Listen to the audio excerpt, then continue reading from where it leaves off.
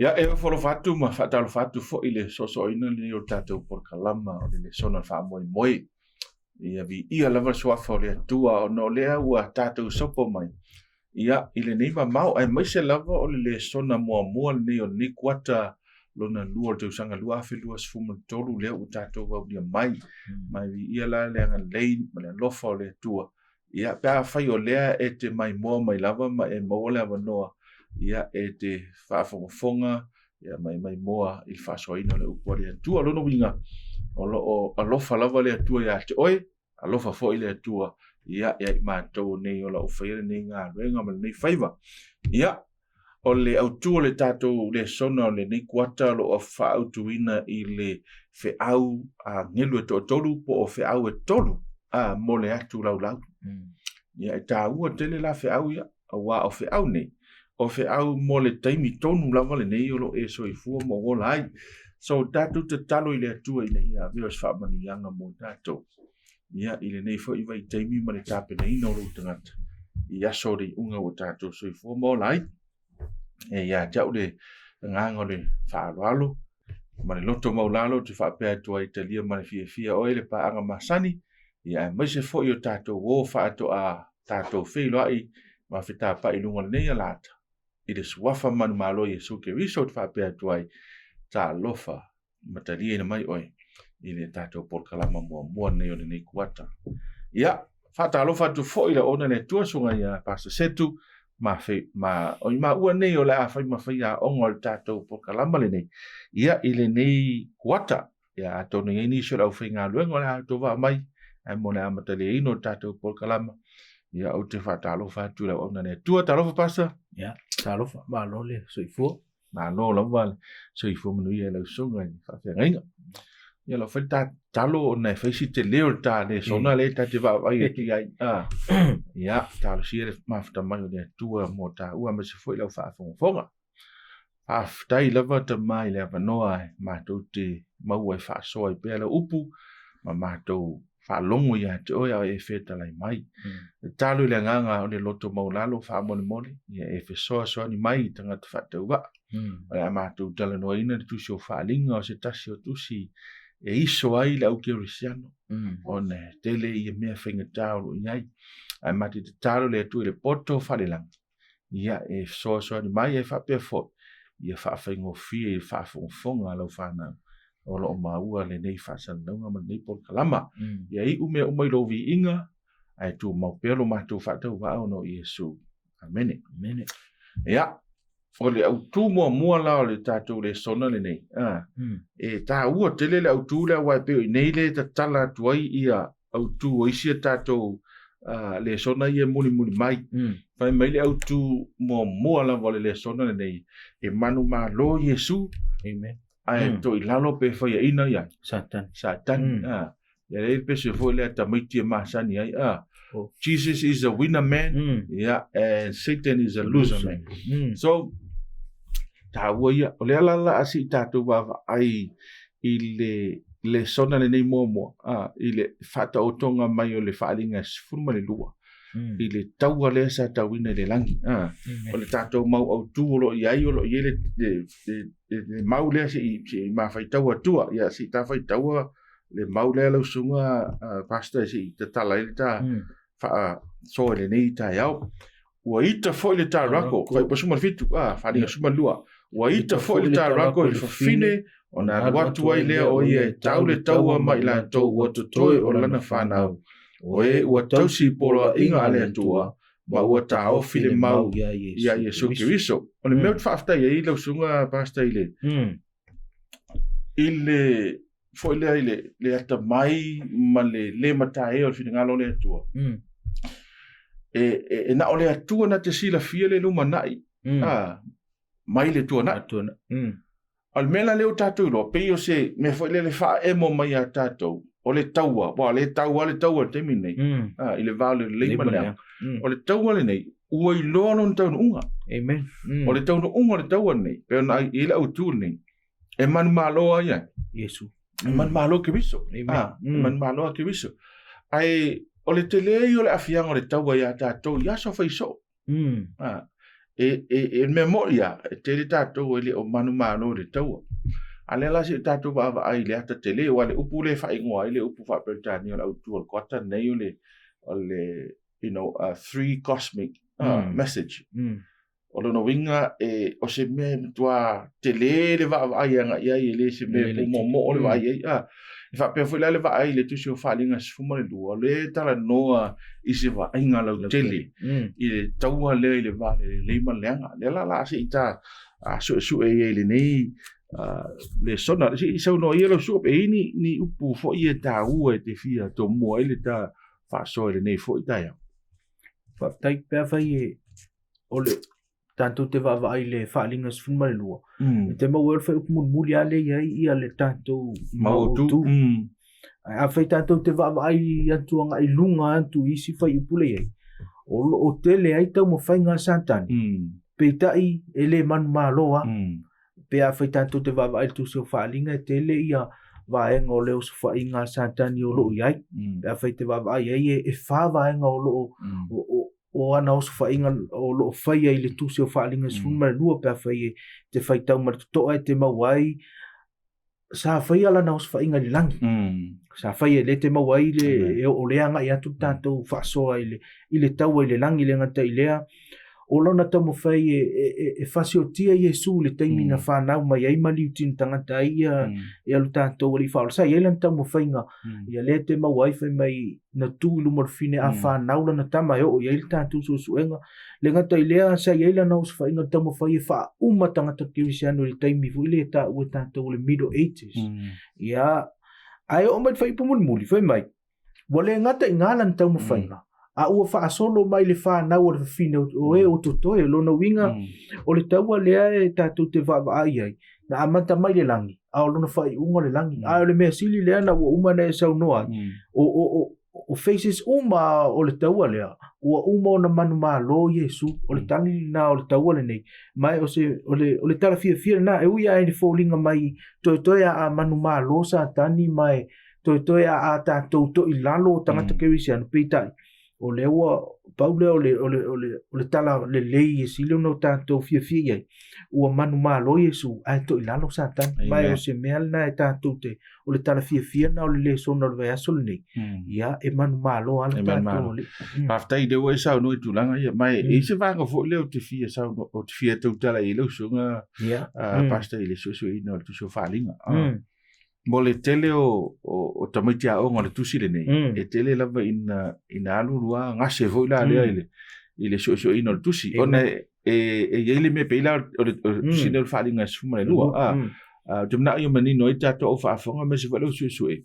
o le finga o le pete ne tau te vai mai lava i le whalinga mua o le whalinga sfuma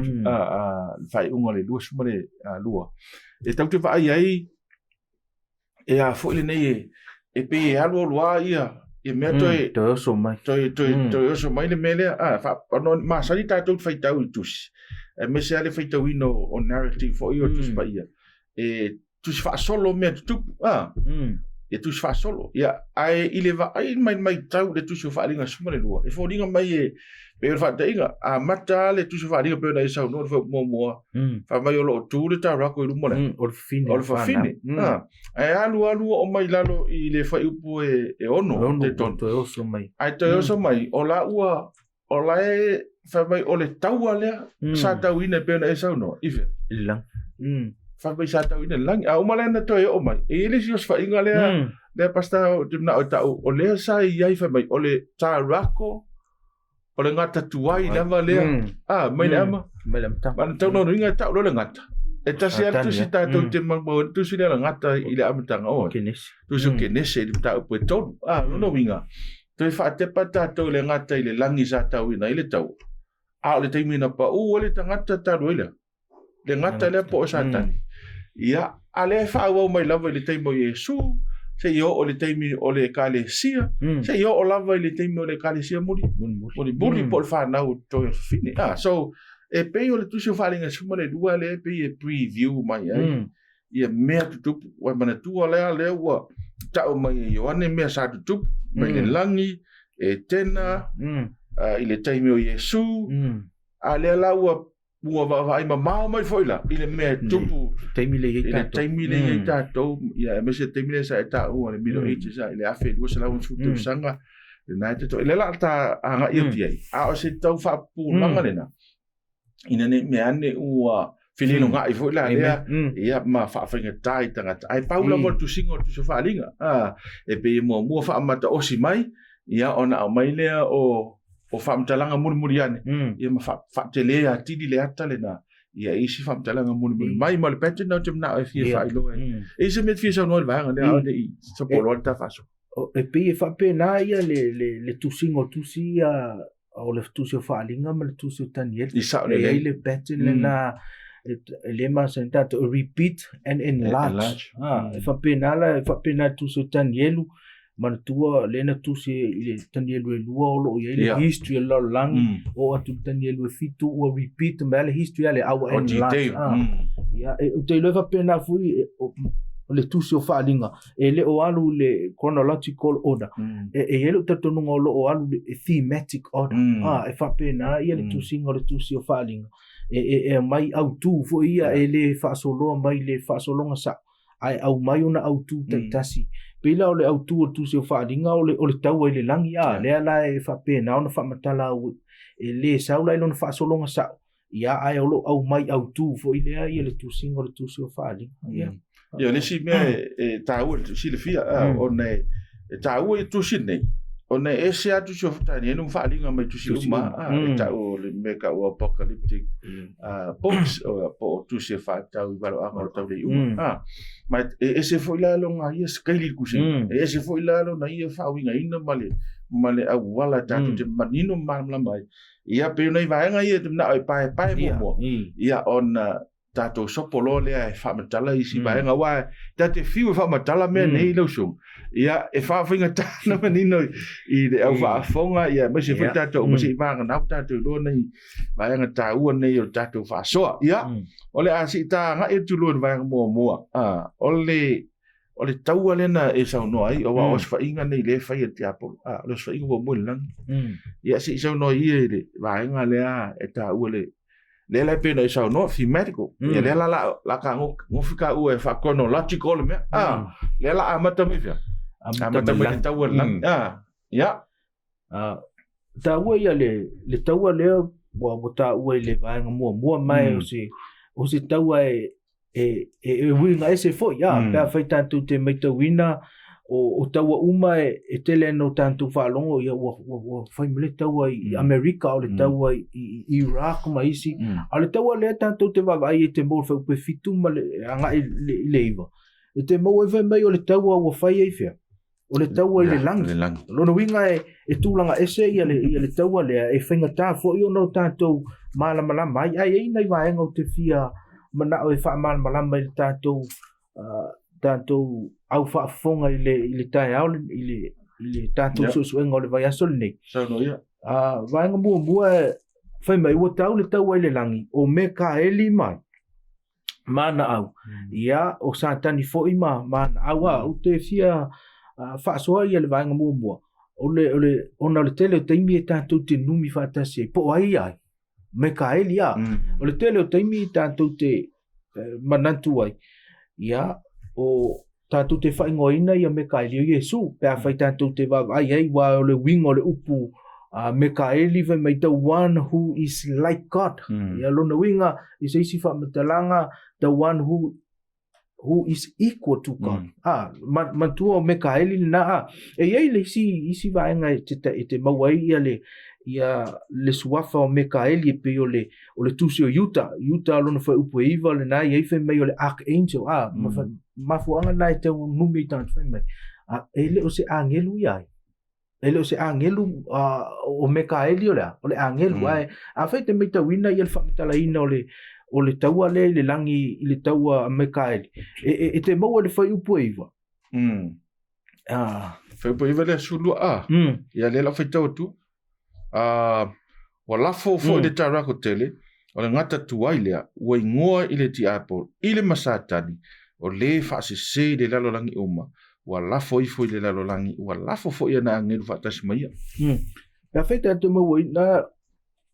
ele o se na o se angelu le na tau mai ma Satani o Mikaeli o lona winga o le tangata o ia o le atua the one who is equal to God lona winga o ai o Iesu Keriso le ile taimi ele itinu tangata ele me mawai le tangata na oifo ia le ngoa na Mikaeli mai o ina le te na fenumia i tanga familia ai ele anga o Mikaeli o le ange ai te toi va ai le famtalaina o Mikaeli le tusina o lo ia le taimi na fa i lunga to na fa na wale tam fa me o se ngia ile langi mai e pule o ia le to o me lo winga e ta mai ai o Mikaeli ele na o se angelu o ia o le tua lava le ngata le te maua ai o Satani le wa fa upu even na ia fe me o ngati tu wai lo no winga o le tau ele va o Satani mai Iesu ai le vai ngata ua langa e tele taimi e tatu tele o mala malama ile tau le sa fa langi tatu te manatu sa tau ia i pelu mafana ai pitai e tau le te va ai le tusio o fa linga sfuma le lua o le upule na ia ile tau o le upule fa eleni o le polemos le sa wele tanto upu fa pertania o le polemic ia o lono winga o le tau le na fa le tau o manatu o le tau o upu o le tau o principle ale ngata le afeto va vai tu se esquerdo lusu malval va pues fun malfa o lo ia le fa matalaina o le tangata le nei o Lucifelo mana me sa fai o ia le tangata e ato peitai le fa upunga night fa upus fun maleono o lo ia le upule na trade i fa petani e fo ia i si fa liunga lo fa ngaina le upule merchandise foi mai o le tele o trade ma merchandise na ve ia ma tangata e fa le ton mai tau mai la le winga le upu na fa ngaina i le trade por merchandise i le tuso esquielo o le upu e pereta o le rakal ai a feite o te va ai pole ale le a le upu na rakal foi mai from one to another along no winga foi mai go about olona winga olo fa mafaina ile mele o le gossip me to mai la olona winga le to au mai ile tala le o le tau le na fai lang ele o se tau fa le tino o le tau principle o fa mai Satani o le ese sele tua o also fa e Satani le character le tua o Cecilio le character le tua o lana tu la fono mai perfecto va vai tanto mo tu tau to fai mai wai te tarako ile fine o fai le tau mai o lo to lan fana o e ta ofi o e tau si polo inga mai ta ofi le mau ia Iesu Kristo mai tau mai la o le ita o Satani e fa tu ile tanganta le foi na fai le langi o lana tau na o tanga le anga le principle le tu por fa vai o malo le tu o lana tu la fono e o mena termine e se le to Satani tanga ta u atu le ta u atu tu la fono o isi temi e fia Satani tanga ta si fa afa tu la fono e fia Satani tanga ta fe mai u le a nga le tu la fono ai te le tanga ta e ta u mai le tu la fono no wingo le ta na pe no ta ula mtang na amata mai langi o le tau o principle e o me termine le ai alu ala tau fai al tau na lona winga o isi la va nga tau o te fi au mai le tau le o le tau le no tanto i lo ai o le tua o le lo fala vai le tau ile mo le yo ne fa pe van luo o le ami o le tu o lan tu la fono e silio na ita ia Satani ma le si va nga tau o te fi au mai o le fa vai o le malo le tua o le mea leo lea filinga sa o loto wa a fai o le antu o le alofa lava ia o le alofa e faa vai na ua fili sa o loto le tangata e fai le mea e loto ia o le taimi a tātou te ave ese mai tātou lea i anta tau tātou fili sa o loto ia o tātou lo me fui o robots o fai mai a fai mea lea oso mea lea le ngatai lea e alu ese lo le filinga sa o loto o le upu e so mai o le upu le abuse ma le upu le o le rape e le se wo fa malo sia i tanto mai o le ta le na o le ta le fai ele ngata na amata mai le langi ai lu tanto nunga le a fia i tanto terminei ia o tanto o le fa vai o le malo le tua o le filinga sa o loto e mo e ta o le ana mio la na tu la fono ai e mai fu ele tu le ia te tau ile tangata e fili ai e fai ia le me manao ia ia pe fili mo le tu e men tu la fono na tu e fa vai le lofa amen wa le lofa le tu le lofa ma le ami tonu le reflect tu la fono so ele ma fai ona e lofa i tangata e fos amen ele fai e so tawa na sa mai le loto awa ale si me se tato ma mene o masini la sunga pasta o le tu si la ariko fo tato mele o le opumoni mele o le artificial intelligence le mese se tato o te mini matuata mai ale mele o le artificial intelligence amen so se fisidia de wato itali mai ale mele tu ele mo ile masini le langona tangata ele mo ele ini ona feelings ia ele fo iso na mafo fo le pe o tato e tato te usta ia tuai ma le loto 48 so na fai ala tato ile tu ia langona e tangata le meta o le lofa moni lona fo po le fai o ma fu angala na tawa ia le tula fono ane atua awai e ala na o so fai e tia polo ma te ke tia polo awa fo yo le tula fono na a ola ya tula fono o le reflection na o le lofa ile le tua e fa e tato lo au tato uma fai ainga ele ma fai ona e fa pe atu lo tolo o te lofa ya to ia ai te alu fai me e se mana e te alu e fai me le tu se mana me e tal fea ngai ma mana onga ia o lo fo i to lua o le e ye yo na langona so ta go tene la ia le malama mai vai fa vai yo le malo le tu le no se fai te apolo ai si le la o upu le fa nga fo po iva fa mai o le fa mai fa po iva no fai ta mo o ala fo ile tarako tele o le ngata tuaile tu se kenese tolu o ngoa fo ile tia apolo ile masatani sa role man melena tu pole kenese tolu o le fase le na afie atama ema amen ai le ngata la nga ai fe mai ile lalolangi uma o le mea sili la na le ele i wana ona fase mo ile atama ema o le tasi vai tolu le sa ma toso mai no matua afu ya tasi vai tolu na pepelo saka sa fo pepelo akama eva afu ya akama e o mai le so le ha fai le pepelo ale a ti apolo o tato vai mo tangata fo le alu e fa tupu ia vesi o tangata yo e fai tala fo le pero pule na ta o le kose o le alu le i se ai a fa le yanga o tangata amen e fale anga o fai o fatu o tala pepelo ma tala se ina ia au ni to tonu se da usu ko fefia amen e fa pena o maranga luenga tia ale tia polo le fai nei mai le te tau fo ia ta to kirsian ona miu to nga miu ha pe amen awa ole afianga le na ta to mai le tau le ta o le tau fa ale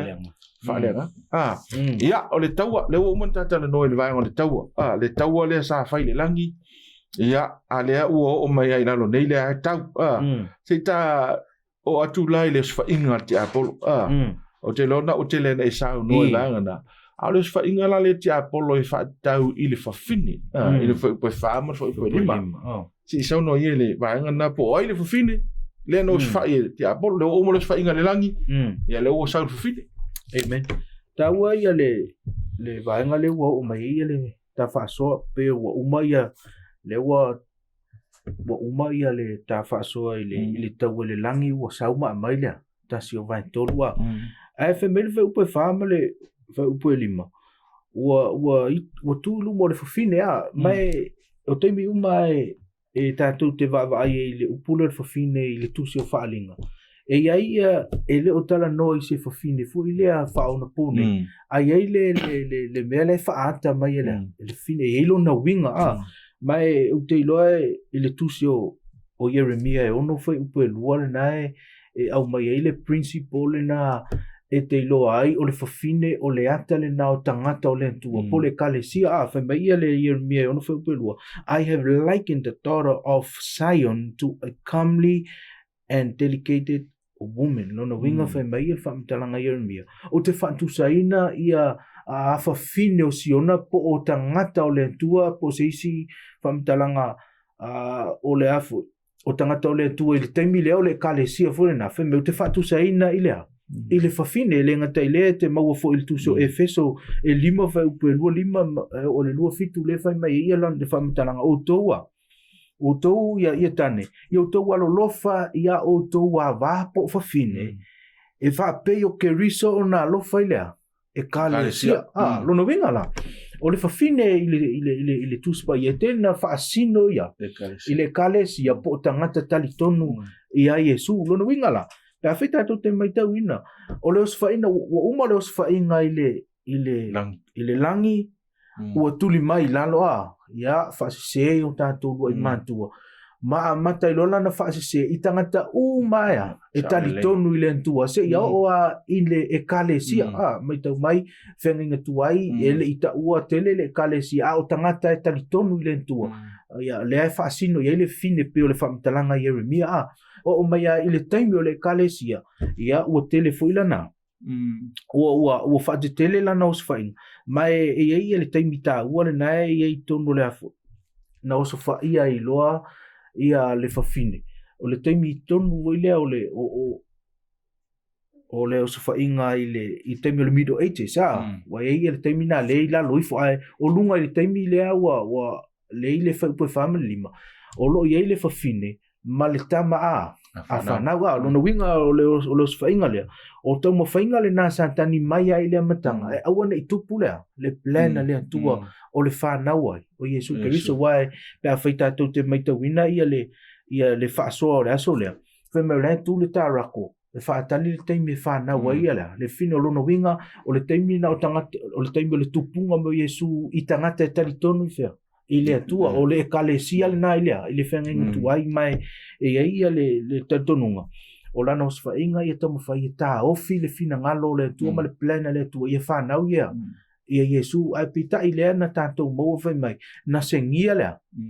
le tama ai whai mai i mulmuliane o ia e pule i lea le to'o ua mea mai e tā le whamamafa i suenga le aso lea ia le mele o lea o le to'o ua mea o le ata o lea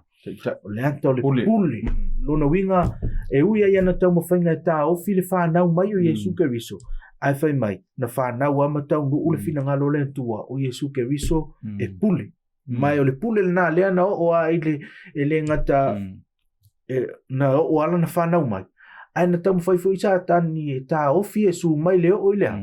ele sa tauro ina ia faola in tak no winga o ana ngai winga umaia e tamu fai e attack ile plan ale tu o le faola tanga ai o le me silo na tau po tamu fainga le li o langi na manumalo le tu na fa naulo na alo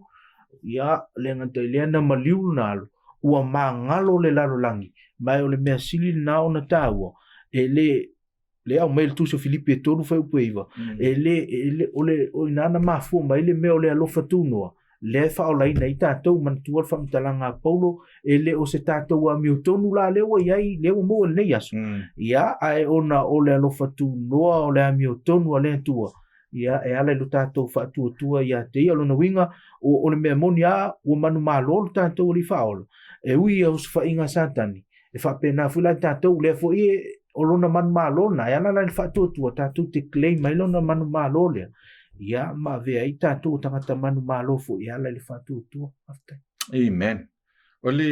e tāua i whai upu ia e lua a tātou whai tau whai upu e lua te lea le taimi le span e kava ole sina mea tau tātou manino i tusi o walo anga nei pe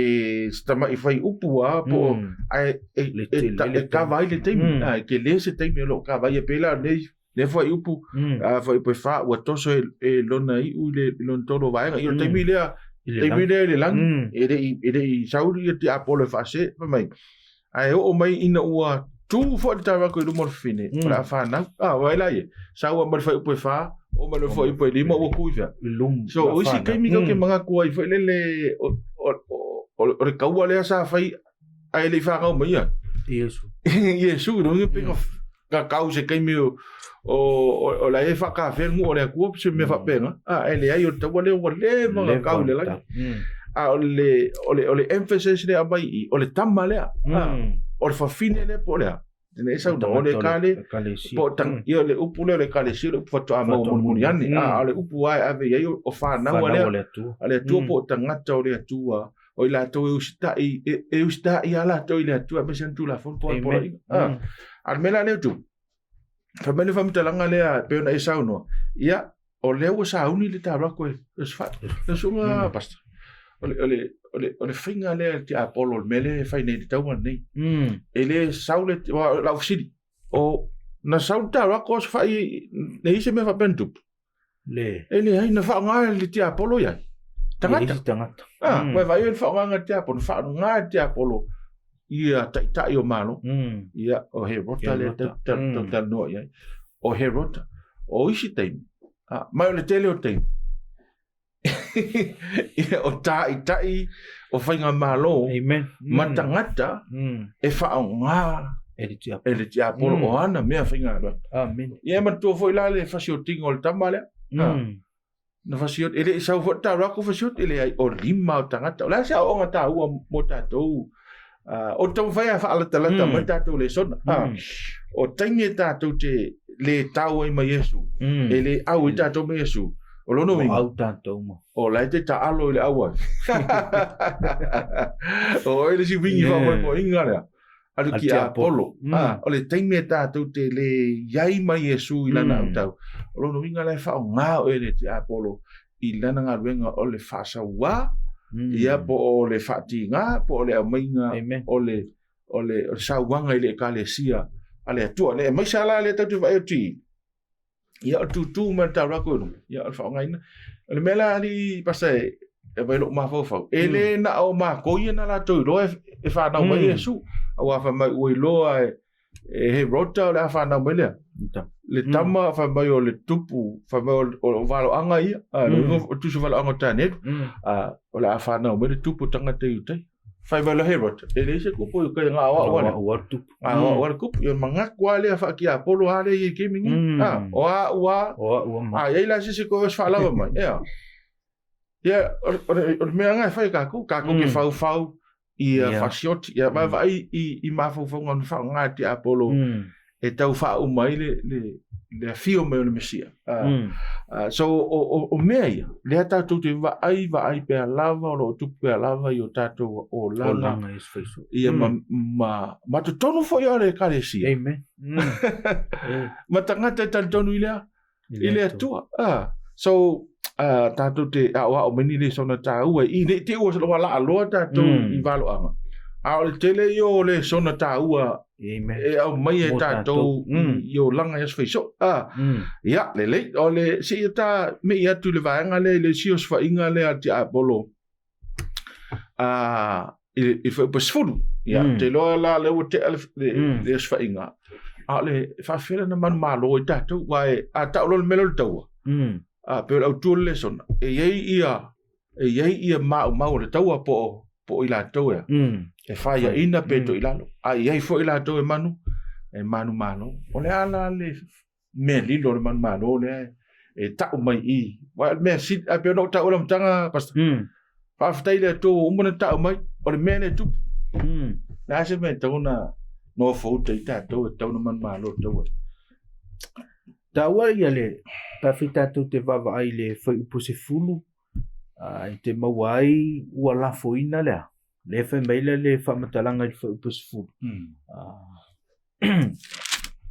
ele fai tau pe le mana e ta fai tau ia puse fulu na o fa longo foi le tele le langi o fa pe o na pone o mai le o tanga male mana male malo lo tata tua male pule lo na kiriso awa wa lafo ilalo le na molio tato uso o le na molia ila to ilungo le tato tua ile ao male po pe feita to te meita wina ia le famatalanga le o le wa lafo ilalo famele wo mele wo man malo o lo winga o le famatala e ile va en o le tusilo lo va pe amu ia ele no foila ile langi ai ta lo fa ile ile langi ya lo winga o le memonia ele i Manumalo ele i fatasi na Manumalo ia Satani i le lātau ama. Ma Iesu ke riso. Ele i whaatasi a. Una mai nai whai pesuma tasi i se tawhaitau whaamon. Ia. A ua lātou manumalo ia te ia, ono o le totol tamai māmoe, ma le upo la lātou mau, ua lātou le whaapele hina fo ilo lātou wola ua o i le oti. Pea whai la tātou te wawai, o le ua, o mea mautino a o to i lalo a Satani i a Iesu, i so o se i tua i ngā feiso lea, o le taua lea o whai a. O na whai mai lo lea, ai pauala le au ala tau te manumalo a i le lalo lang. O le toto ai. O le toto le tamai mamo. E mai o le e pauana o le vaenga e manumalo ai tātou. E le a whai o le manumalo Iesu ke riso. Klei me tātou lo na manumalo na. Ai a whai tātou te manatu i fuana o tātou ai. E whai e mawhai o tātou malo. Sima tātou a mitu. O na lea. O na tātou le manumalo. Le ai o le mea moni a. E pauale au ala tātou te manumalo ai. Tātou talia lea. Le whaolatanga ua whaia Iesu ke riso mo i tātou. Le si vaenga e tele o tutonu lafu. O le tusi lea lea o whaaringa sumalu. E ia le whaupunga fo lea. O e overcome. O e manumalo. Lona winga e te lea la manoea. E manumalo ai tātou. Ai o e ala no tātou le manumalo. O le tātou le fia manumalo. O le e whaia o tātou. O tātou loto. Ai o le manumalo e ala ilo tātou whātuatua ia Iesu ke riso. O paule nao le awala tātou te manumalo. Ai mai a whai e le ai se vaenga o le taua le nei na manumalo ai Satani. E elo tatonunga i te le avanoa. E manumalo ai fu i tātou. Ma nei ai o le melo tau e ilo sunga pasta o le toto o Iesu ke riso. Mana tua o tātou umalawan whanau mai e toi lalo. Amen. Ona o le tūlanga o nātua le masala. Ia tātou a ia whameli roma e tolu whai perusuma tolu a. Tātou umayanga. Anga sala. Ia tātou umai oti. No inga e toi lalo e oti. E se toi ngā menen whanau mai tātou. Tā sia le mema e manumalo i tātou. Ia whai e whaalanu tātou toto. Toto Iesu ke riso. O Iesu ke riso whaftai o nei fo i teimel masino le ala whai whamantunga. Amen. E ta tāua o na tātou tōfu sia le tino ma le toto. Iesu ke O ke riso. Le whai mai e manumalo le toto Iesu ke riso. Mai le mafuanga e len tātou le manumalo lau sunga. Pena e sau noa. Ia o le whiriwhiringa lava lea le tangata e le manao ai to i lalo. E manao a e manumalo na loto. Al mene mna mia i le taua whale angangani. Ali, e te tau on tātou. Pūlea tātou loto ia whaato i lalo tātou. Ai ia sau wina tātou le toto o Iesu ke riso. Ia mawhai on tātou o la manumalo. Amen. Langai, te sirifia o pole halwhai mai e lelei o tātou i loa uma mea kirsia. Mene. Ia a sau ni te apolo e whaaso osu tātou. Amen. Pe la fua mai se tala ia. Oi, ia pe whai mai se sini winga te le fia ai. O le vave iona. Ona le sui atu. Ona le liwa atolo tangata kirisiano le. Ia mave alo. O isi tātou e to ilalo i leita. Eita ngofie. O isi tātou e to ilalo i whaaso songa. I tu na nau de tino. O nisi e se o ma whaaso songa. Au ni whaaso songa o malawa. Ia awa ini whaata ua e tātou le tatonunga le. Ua maa ngalo tātou le toto ai. Iesu. Langa, sida fia. E wha maa ngalo lo tātou Iesu i lon toto. Wa kenso o ma mea uma le anga o lo langa. E o i lawa mio pa a nga whai a ngafi. A e te lia Iesu le so i lona toto. Ua maa ngalo uma mea na. Amen. Ai ala na ala na toi tupunga mai mea nei lo ma fau. Ona e te leo tari tonu wha maa ngalonga. A Iesu. A Iesu. Amen. Amen. Mal mena te ola to i lalo e lava. E te leo tari tonu ua umana wha maa ngalo oe. Iesu. Iesu. E ti ngā wha meltus pa ia. Ma meltus i ane. E la fua i Iesu tātua ngā salefia. Ile moana sau. Ia ai tau te le tari tonu. Whawhenta tō roi le tari tonu. Le anga fo e koe fo ia e pēr. O mai whaaso songa nei a te o. Ai, o teimi umai o mai whaaso songa nei. Sometimes, o whaaso songa e tupu ai loa. Si o mang. O isi teimi a mai te apolo i rumo. Amen. Ina ia whaato i lalo tātou. O whamamawhal vahanga lea. Pe o no tau. ia relevant le prophecies nei ma balo anga nei ia so tatou tau le tau fa le anga o fa bela o le toto Iesu Kristo Manumalo ai ma le upo la latou Mulma. latou mau ia le mau Iesu Kristo la le tau te vai tu ai ia au le si upo le mau le mele o tangata e ta la fina ngalo le tu au ai le iso winga e tatou te whaolaina i tatou. Ai lese tatou vaenga. E whai na ngā lea. E te tauana e tau tala mai le mau. E hale mea wa whai e Iesu i loola. E te tauana e whaaso atu. Pēn whai mai le tusi o Filipi. Lom tau mua. Lom tau poe lua. Whai upa iwa mana sifuru. Tatou pulanga whiwhiria i tatou. Tatou te tau li suafa. So the more you talk about what God has done in your life, o le whaatupula ia fo ili nai ai te oe o langona lea no whaatoi. E o oe o tangata o whaola, o whaola ina le toto Iesu. Aia e le tala no i ista ngata ma e engage le ministry o le whailo le upo le atua. Ia e whaingo o whiwho ni tatu tu ilan. Ia nei peo nei mea nai tau whaasoa tuai ia nei wōwonga ia e tau apalai men i tatu teimi. E sisi mea tau e lausu. E le sivaenga le mantua i le whaalinga lea e tātou te mauai whai mai o le ti apolo o lea e mō lia i tātou tātou sa o le leila le tāua e lausunga i le mele e te le teimi o tātou tua nai o teimi le anga na a le mea na te apolo le whai nei e toi lau uma mai a mea ia ma tātou whaale tonu ai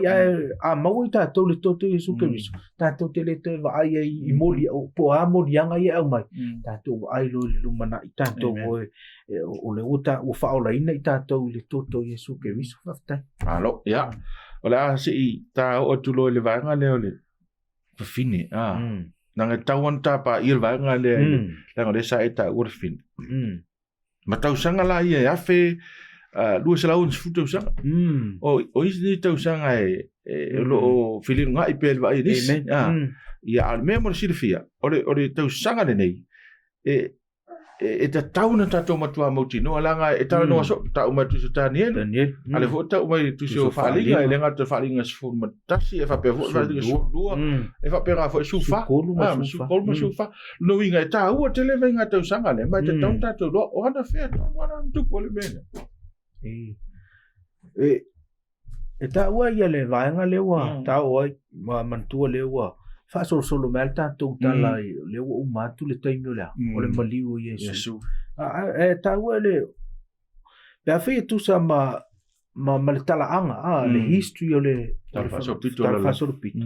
o le taimi tonua lea le au mai a whai o le tausanga e 5 anga i antu i le tasi fitu i wavalua ma pa whaile te ai le vai ngā taimina pe mei le whamatalanga o le taimi tonua na o le transition o le mai i pūlenga Roma wha paupau po le ami i anga i antu le Roma o le kalesia ua tūlai mai le kalesia e pule le malo mai a whaita wina tausanga na 5 tolu walu anga i atu le tasi fitu i wawalu e afe lua se lau ono sfulu tausanga i le vale na ma ila lo tantununga o le vaitaimi na le ta ua o le middle age taimi sa wai na i tangata e le whaalongo i le pūlenga le malo mai o se tausanga i tele ni tangata kerisiano sa wha umati ai o le taimi na pe fai tātou te manatua o tātou susuina i le tūseo whaalinga tātou te le wa ai nao ni event ua tua na tātou te le wa le i le tātou o tūseo whaalinga ua uma na whātau nu tātou te le wa ai fo tūseo whaalinga ua nao ni mea o le lumana ia ai tātou te ia i le tātou ia tātou te tātou historicism ia le historicism o le tūseo whaalinga ua uma na whātau nu ina isi mea e iai mea whātau nu le lumana e fo i mea o le ua tutupu le taimi le nei tātou te ola lono wingala a whai e te wa ai tutusa ma le Talfasolopito o na tātou loa lea o le taimi tonu ale na lea na saua ai na ilea le whawhine le ta ua i le o le whawhine ilea i le vao o le taimi na sola i le tele o kerisiano i le vao ona o le Faiaina le taimina a fai te le taitonu le me fai mai ai le malo po le kale sima tu taimina na tasi le fai ngā malo e pule launa ai le fia whaalongo ai o lo ungo le oti mai o le taimina na le ta ua nei o le afe lua se lau ono sfutau sanga i isi taimi tu se o whaalinga sfulu lua e ta ua o le tolu ma le afa tau sanga i nisi taimi e ta ua o le taimi ia ma taimi ia ma le vaenga le mua taimi i isi tusi o le tusi pa ia. O le vaenga taimi e netas e whaasino le taimi na sola ai le fine ona ua matua Faiaina. Ua iai le pule sa ua le malo ma le lotu le taimi na ai le whaalongo ai. Ia ona o loi unga le oti. Ia ona sola lo leo le fine le vau. Lea iai le tusi o whaalinga lea esfurulua wheu pe ono lona winga. Ai o le talata ua fui pea whei te vava ai ai. Ile nā fo isa wanga tele ma nā fo ite mina sola ai ia tangata kewisiano po le kalesi le vau. E ia ia le pui ngā. Ale tua mana tua fe mai na ua sola le fine le vau. Ai o lo ta oe mani o le no fuanga ua tā pena e. E le tua sola i nā o mai leisi to e saunga lona lua i whai upu le nā sifu malwhanga i lalo te mawai fe mai. Na whawhanga ai e. E le tua mai whaasolo i fui lalo vai me ua uma na whawhanga. Ai ua whesosoani lea. Le whanua. Uma na whesosoani le whanua. Vai me ua luai mai e le tarako lea. Le vai. Ai vai mai ua follow foi lea. E le whanua lona winga. O le mesi le tau. E ta ia lea tua po o whainga ta. E ta ia lea tua mai o le taimi leanga le na o le kalesia mai e lo tatununga. Ele ese le taimina ma le taimi le anga e tu itanga to le tu o lo anga e tu fo i fa fita u fa pena ai e tu mau pe u tato ma fu fa na ta pena le tu o fa o tanga i taimina e o fa le taimina e te tato te anga e tu i fa fa le tasi me o fo lo to i fa mtalaino malo anga nei lo sunga pasta le e peno ta o so la vai ta fa so nei o le si la fia le tu me ma le me sino fa ta igual ma le tu i le ngana fa malo ma fa nga ina la ngana fa tu sa nei e te le o te mi sa me vas-y des pays jamais tu si nei valo anga ngana fa tu sa ma fa ta ya to man to vota la Iesu fa pe el foto ta la fa ta o to ina ya o ni mal malama tanga ta fo le fe utalinga ia wala o tangata sinan falenga mea awa fo ia mal malamba e falenga mea e fa pena fo la ia baloanga o lesi ma fo anga len tu si baloanga i mene o codes po symbols ina ia pui ele fe au langa ta u fe au lea ta u tele fe au ia o le so on fa winga ina fo le tangata ele o sau e moni lo fa maoni e sa i lingo le me fina ngalo ile tu a tangata le sa una fia i loa Ia tele no na malama ya lua fo le e faisi me le tau me fina ngano le tua. Ai ro tato malama ile pela o le tala le ni. O le afe lua sina wona sfuta usanga le e se le tau. Awa o le taimi dia pe o na fa betu spa ia. Tato va ai lo le tala sta fa so pito. So e sa o le. O le me tonu ale na tu ia fa betu so palinga ia sumaltasi o taimi le e a fo ele nei o soni ele nu pa ia po le ai pa ia o le ai pa ia o le kalesia la ile afe do sala o na sfuta usa e ta to lola ita si fit wi va ta wai o no le stoinga skaili le ale kalesia ngai o le pule sa wa man ko e ta wa le kalesia ai o le o to e kalesia ale tu ale nga o le u fa ipo ma le fa nga ba lo ba nga fa pau e sawa ina tangata fa maoni to se ino upo le tua so no winga la lo fa talanga pasta ile afe do sala ona sfuta sanga le wa fiu tangata amen mana tua oi ele na o ke usiano le fiu i o le fo e fiu to maisia tangata fa pau wa e o fa ta se tangata tonu ma tangata fa pau i sa wanga le na fa ye ele kalesia le wa pau po pa pernero pau ai o me tasi fitu i valu vai men na valu ia le tu fa mertu so fa linga sumertas o le taimi tonu ale na langa ele me vale ta French Revolution po to fusio farani wa fiu tangata mele ia o le afulana lena yelo sfa inga lena fai ona fo ia Napoleone so taluai wa fi ai to te lola me sinina le anga na me ola mtanga fo ina ole olanga fa pau ai a fa te so ele te mina le French Revolution ia o se mea bitu sidi fo ina to ilalo ma si ia ile kale sia le tua ono sunu tu spa ia ai o maile fine tane fa tu lunga ta firma mama ti fa I ungole o valo anga le a ole ungole na sa wanga ante a pole pei ia ona valo ia maile fionga le ale tua umai foi ma sa wanga le kale sia ia ole ta ua ia o mene ona e matua ma otia mena na ta o maile tua e le tau matematea foi le tato au fai ngi la ka ya ya ele mo fa ka o mo kwa ka lo ya la ka ya o ke le do pe la pe le ai a o le tua la le tua tau nu a fai mai ale tua o le mele tu o le mele vale tu tu sa po a fo fanga ti a polo te mo fai le peti e tau nu la va fina ngalo le tua mai fa stai ai la na tau nu la va fa sa o ino le e kale sia po o tangata pa ia o le tua e sa tau sisi le tua ya ola tau no malo ta fa le ta fa sole o le taimi le la le uta o mai le mau o tu ia ile fa o le awale o fa me o monta avele le tamba le sa fa no mai o to ya lu lang ia ai la isi ta o fa na o to ele al fin si sa no mai la I de va nga ava no le so nga pa tai tele ia e foi ia fa mtalanga ale ai si foi tangata e fa mtala ile mele me ole fa da ole fine esele fa sino ia ilanto ai ia tawia ole fine malana fa na ole kalesia bona tangata ai ole me sile na tawo ia na lua me loa ia le fana ule na le fine e petele ai fea ia whamatalanga a le mau ai mea ia lua ia o ele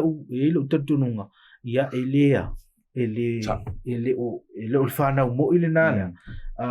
ale fine po o tutoe mantua ve mai o tutoe o le fana o ua tausi I poloa inga ale atua lono winga o tangata I tutoe o le whana o le fine o tangata e la tau te wa ai mawalunga I le a miwa le atua po lan tu la fono vele no se fai te a pola mantua le na fai le tau le langi wo so fai le character le tu le fo ia o tangata umala o le tau fa le e mawai le a miwa le atua o lo tau fai fo ia le te a polo e fa to ilalo mai o so fa inga na e fa sanga na itang eleos fa il te apolo tangata fe mai o le o ngale le tu la fono eleos fa tamana mana tu al fa metalanga tu se o luka le e fe mai el fa metalanga Iesu a ele au mau o la ke au mo se apolo o la ke against ele se tu va lua il mele na le lua tangata ele au ia Iesu Keriso ilana mio ma le tangata watite ia Iesu Keriso no wingala ole characteristic mo o le whanau o le atua o le tangata e tausi tu la fono le atua lua ia o lea mau Iesu Keriso e mawhaino tātou whamatalaina o le mau Iesu Keriso o loa o lau tā lai o lau a mio a iei foi le foi e whamatalaina I le tusi o whaalinga e sfuluiva vai pa sfulu le ile ni whamatalanga whai mai mana e furi tā su e I te ua mata upes fuma leiva suluiva fai upo se fu na ia le wing ole mele ta ole nganga waloanga ya la ta fai tau ta silua ona fa pa tu le luma ona vai e fo ia te ia au fai mai o ia ta ia oi au lava o lo uso ona o solo o uso fo ia ile mau ia Iesu ia e fo ile atua awa o le nganga o le valoanga o le mau ia Iesu manto fe mai o lono winga o mene e lua I loa ai le whana o le tua e tausi polo inga ia maleta o fi le mau ia Iesu o le ale mau Iesu o le nganga o le nganga o lono winga O le nganga wala anga e te tau ona ola i le loto lea. O le tangata o totoi, o tangata o ielon tantonunga, o ia o wha moe lea. Le atua, o lona winga, mafu anga na o le tātou e peono whai, tātou talitonu o le tūseo whaalinga ua. Ma e aisi mea, o le tutupu le taimine isi mea, e tutupu le lumana isi mea. Ona o le tātou te talitonu i walo anga, a perfecta. Walo anga perfecta. E te taula ona ola i tātou roto, wa a ola i ale anganga na walo anga, tātou te look forward. I le mele wa umana walo ia mai le tuspa, ia mai o mea na e lua te tauna maua le tangata e le ngata o ia o le tangata e tausi le tūla fono, e le tausi e ola i, ai o le fua le na o lea. O la ua lofa moni lentua ma le lua ia ele ngata e moni maula na mio ai maua i le mele e ola i lona loto e tata i lona fatu ia valo anga le tuspa ia mai tuli mata i ele na vai o mea na e lua te tauna maua i le tangata leta ua o tangata ua tutoi tangata ua tutoi mai ia o lona winga e pe e ele upfasa mo fuilea e tele e ua vala aulia ai titi e ua filfilia o lona winga o e ua tutoi o tangata ia e le to tele ua o le mea moni a ta u mea tutoi ia e le se tangata e le ni tangata e to tele ai o le mea le taunai e o la Iesu Kristo i tono loto o fe ala le fua mai o le amio le tua ia mai tuli matai i valo anga lea tuspa ia ua umona au mai amen ia o mea le tufia whamafa te fia whamafa pepe o le sau noa o le atua e specific na wingo le upo le specific e patino noa le atua e le ini mea fuina au mai e le atua e whaangingefu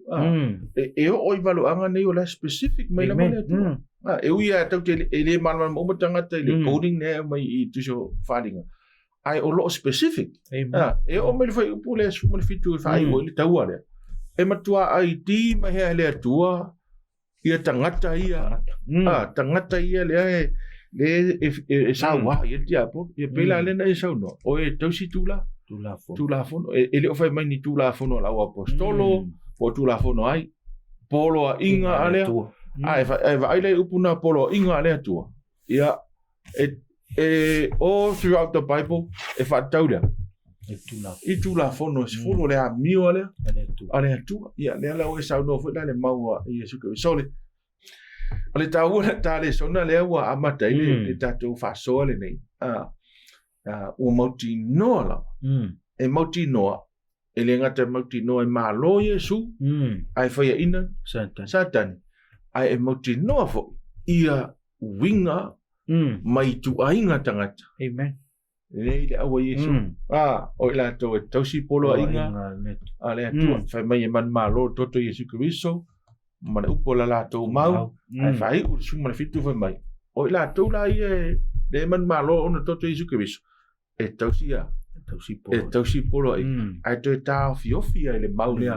Iesu Kristo mai o le upo le fai mo le nganga valo the spirit of prophecy fai mai o le mau Iesu Kristo lo winga ele o se mea fo le fa tau in man fe ai o le seta atua o Iesu ia au ia tatou te toe tau lai tatou wa inisi me o le olanga nei tau lai le vai a Iesu o le nganga na nei valo ia tata ia tu tatou ia Iesu ele se nganga valo anga tau fa mau tatou Iesu ma fa fa ta ma confuse le me o le nganga le valo anga nei ia tata ia tu tatou loa le tala Iesu mai la vai nona mai le amatanga i le fuafuaina Iesu o le talo o le whaolutanga se io o lawa i le whai wina o le whaolutanga i le tuso whaalinga so i tā ua tele le tātou wawa ai masu e sue ma le loloto o te toi au ngani e fo i tātou o whafonga le wai o whai u tātou le son o le tātou sue ngani ni e matua mana o mia lawa lo te talo malo ana pongi ne tu e whaamanino whaamana mana fionga walo angani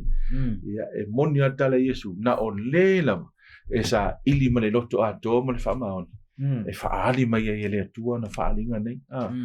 ia e whai whaata e alunga tātou su e fole ia e te fiu te malamalama te leiloa le nganga walo angani ia whapea ia e te whaia isi mea ia pe te tausi fo isi pola inga e tia isi Polo ia e wha sepa matai nei pola inga fo ia o lai te vai ai ia whamania mai le tua tātou le sona te loa umi tātou le sona nei ai ona o le Faiaina le o le malmaanga whaavai ia mo isi tātou le sona le amoni mai ia mani isi mea o tusi nei o tusi o valo anga e te tau ana umi le anga o le tele mea whainga tāi tau whamanino ai whamania tele le tua to e whailoa i fo i le si tātou le sona no lua le aso lea ia i le lofa o le tua whaftai tu lau sunga pasta pe whaune sau no mai whamanuia ia whasoa le ni tai Whaftai lo mātou tua, maua le avanua mātou te whaasoa i aua whionga. Ai si lea mātou te taltonu, sa e mawhutaina i mātou la mātou whaasoa ma le susu e ngā la ua whionga. Te talo ia i lantou maua mai ia le nei whaasoa. Ia te tala ma whaamala mala mātili e la ua whio. Ia le winga moni a ua whionga ma au whetalainga. Te talo fui se vaenga wale o ai ia la ma whaasoa ia tatalo ia whaato e lau whiu. Fua ile poto mana ta mai o tangata. Mātou te su e whaatasi ai. Au le haso fina ngalo mo mātou. Wha ngalo la mātou o no Iesu o mātou o le mawala au atu ai. Amen.